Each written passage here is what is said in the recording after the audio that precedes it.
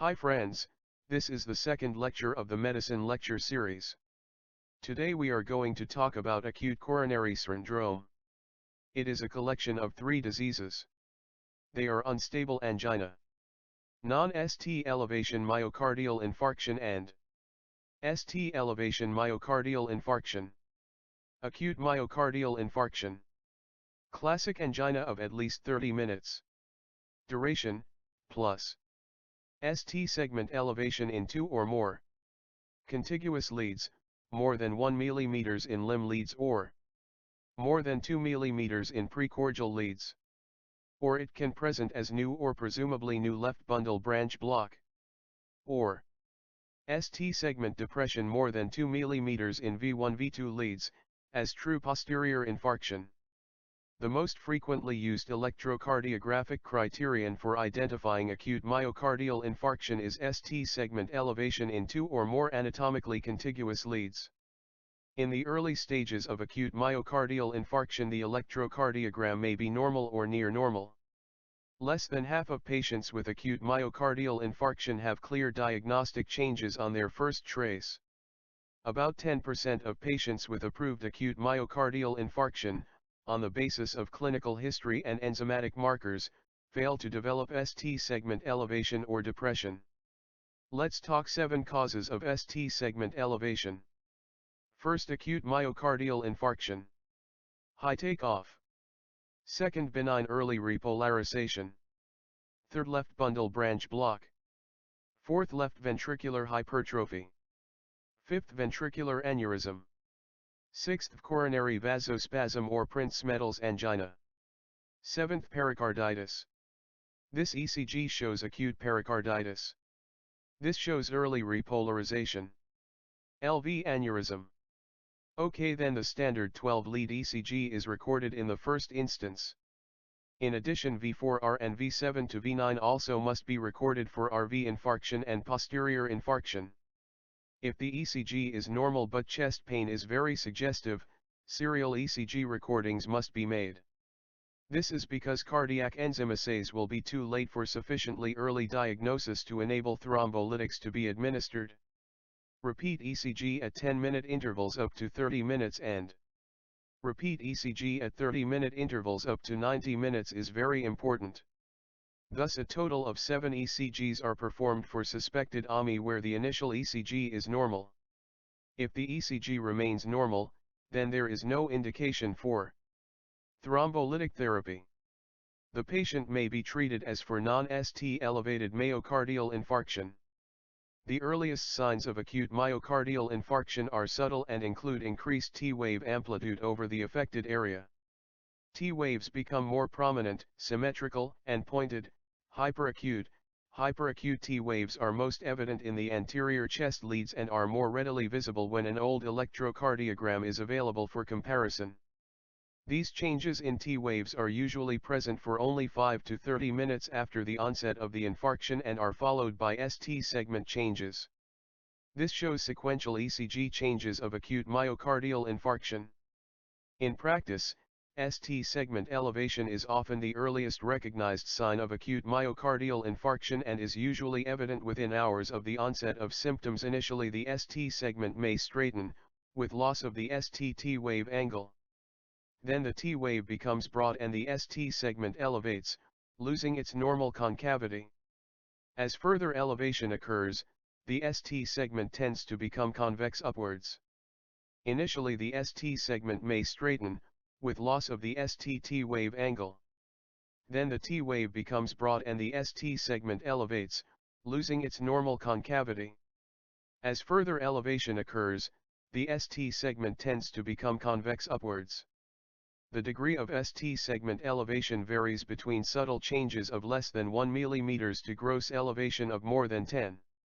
Sometimes the QRS complex, the ST segment, and the T-wave fuse to form a single monophasic deflection, called a giant R-wave or tombstone.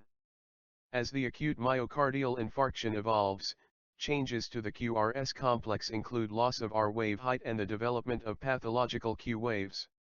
Q waves are the only firm electrocardiographic evidence of myocardial necrosis. Q waves may develop within 1 to 2 hours of the onset of symptoms of acute myocardial infarction, though often they take 12 hours and occasionally up to 24 hours to appear. If ST segment elevation and Q waves are evident on the electrocardiogram and the chest pain is of recent onset, the patient may still benefit from thrombolysis or direct intervention. As the infarct evolves, the ST segment elevation diminishes and the T waves begin to invert.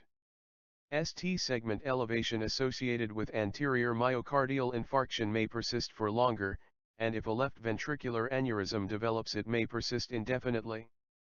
ST segment depression in leads remote from the site of an acute infarct is known as reciprocal change and is a highly sensitive indicator of acute myocardial infarction. Reciprocal changes are seen in up to 70% of inferior and 30% of anterior infarctions. Typically, the depressed ST segments tend to be horizontal or downsloping.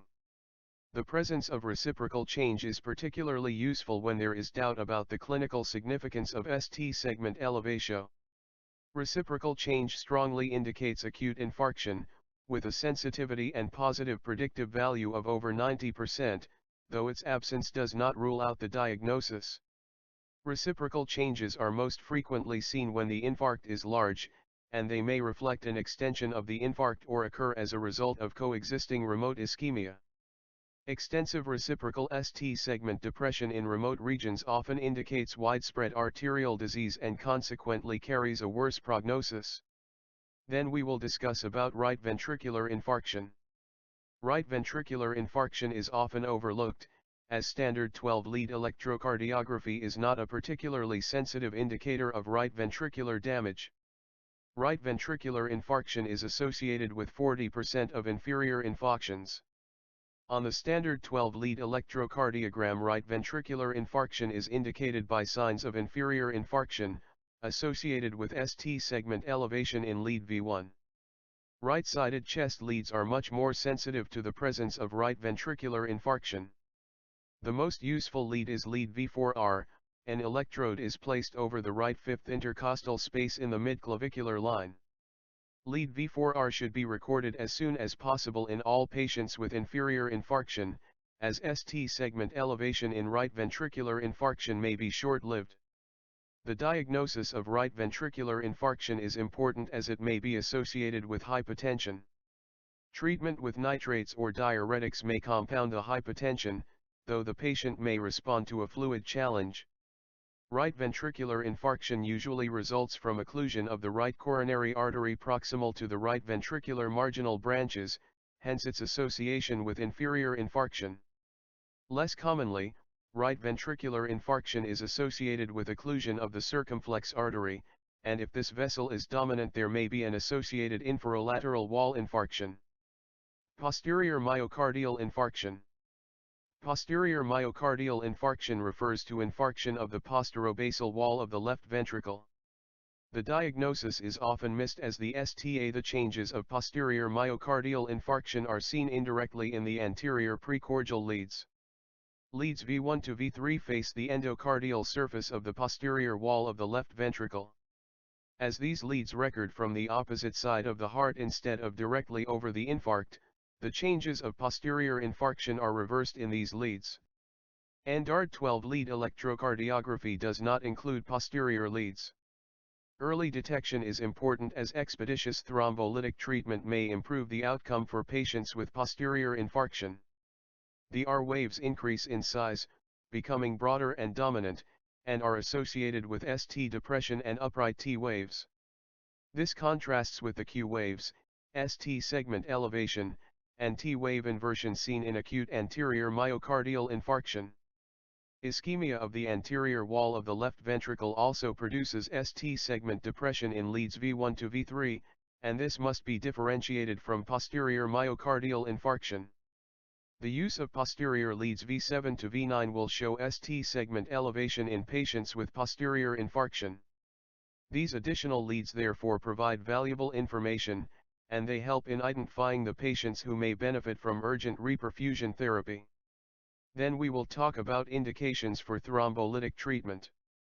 ST elevation more than 1 in 2 contiguous limb leads or more than 2 in 2 contiguous chest leads. Posterior myocardial infarction. Left bundle branch block. Thrombolytics. Indications for thrombolysis include the following. ST segment elevation in 2 or more contiguous leads. New left bundle branch block. ST segment depression more than 2 in V1 V2, true. Posterior infarction. Plus. Angina lasting 30 minutes to 12 hours that is unrelieved by nitroglycerin. Thrombolytics contraindications. Absolute contraindications. Previous hemorrhagic stroke at any time, other strokes or cerebrovascular events within 1 year. Known intracranial neoplasm. Active internal bleeding, does not include menses bleeding. Suspected aortic dissection.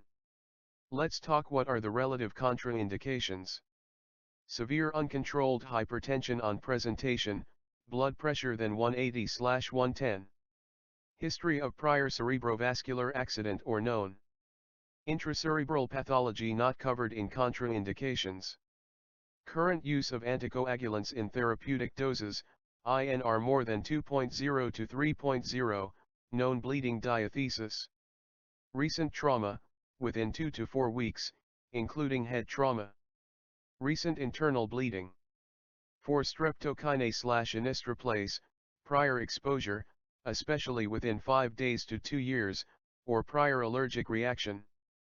Pregnancy. Active peptic ulcer.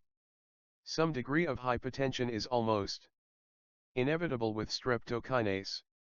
Check BP at 10-minute intervals, once streptokinase infusion is commenced. If a drop in BP is found, check for signs of peripheral hypoperfusion. If the patient is not symptomatic, do not stop the streptokinase infusion. Position with head down and feet up by 15 degree. Commence a normal saline infusion. Give 100 ml over 10 minutes. Reduce rate of streptokinase infusion but do not stop it. The SK infusion is to be stopped only if BP falls further and if the fall cannot be halted by N-saline infusion. Once SK infusion is stopped, give further 150 normal saline over 15 minutes. If BP picks up, restart streptokinase infusion. We will meet within another medical lesson.